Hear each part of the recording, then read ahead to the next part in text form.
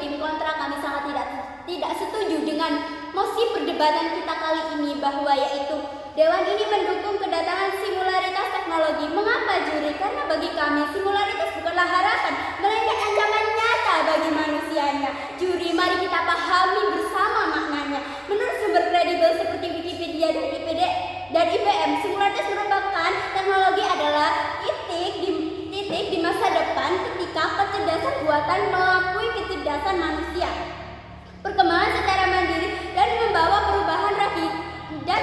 perubahan radikal tanpa dapat diprediksi atau dikendalikan oleh manusianya. Artinya apa, juri? Mosi ini meminta kita untuk menyerahkan masa depan kita ke tangan entitas tanpa moral, tanpa etika, dan tanpa hati nurani.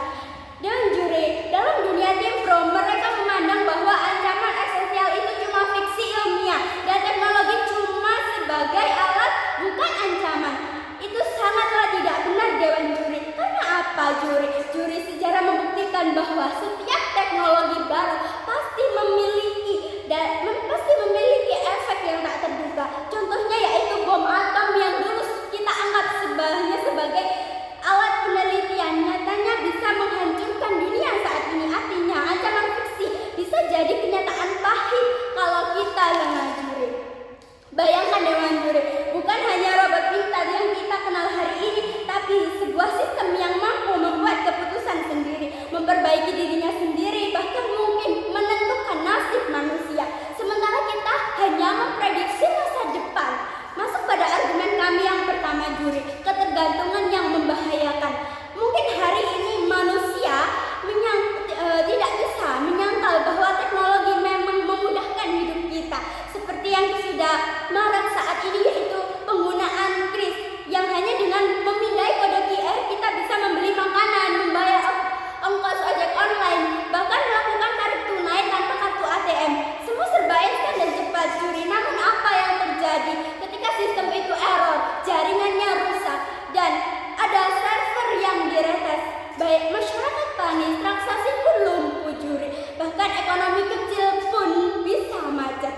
Hal ini menunjukkan ketergantungan penuh pada teknologi justru membahayakan. Jika suatu saat nanti terjadi kericuhan sistem, maka mendukung simularitas itu artinya kita mempertaruhkan stabilitas kehidupan kita sehari-hari.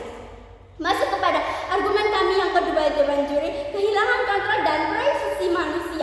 Mengapa kita harus khawatir? Karena simularitas teknologi bukan sekedar kemajuan, melainkan kondisi di mana kecerdasan buatan lebih pintar daripada manusia dan mengambil keputusannya sendiri. Pertanyaan, di mana posisi manusia ketika mesin sudah menguasai data dan mengatur algoritma, bahkan memprediksi perilaku kita?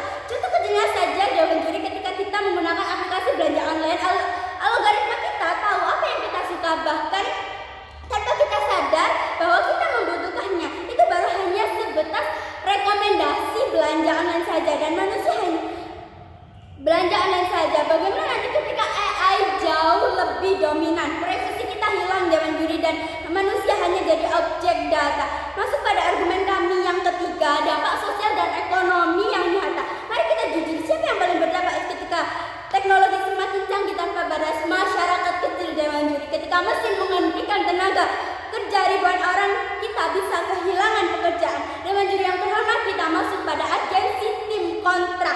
Mengapa mosi ini penting untuk ditolak? Yang pertama, lapangan pekerjaan manusia akan tergantikan secara masif. Yang kedua, keamanan data pribadi kita tidak lagi terjamin karena semua terkoneksi dengan sistem cerdas. Yang ketiga, sistem keuangan bertahan bisa dikuasai oleh pihak yang tidak bertanggung jawab. Itulah, Dewan Juri, bukti bahwa pembatasan bukan pilihan, melainkan keharusan yang mendesak. Mungkin juri tim pro mengatakan simularitas bisa dikendalikan dengan regulasi. Itu tidaklah benar,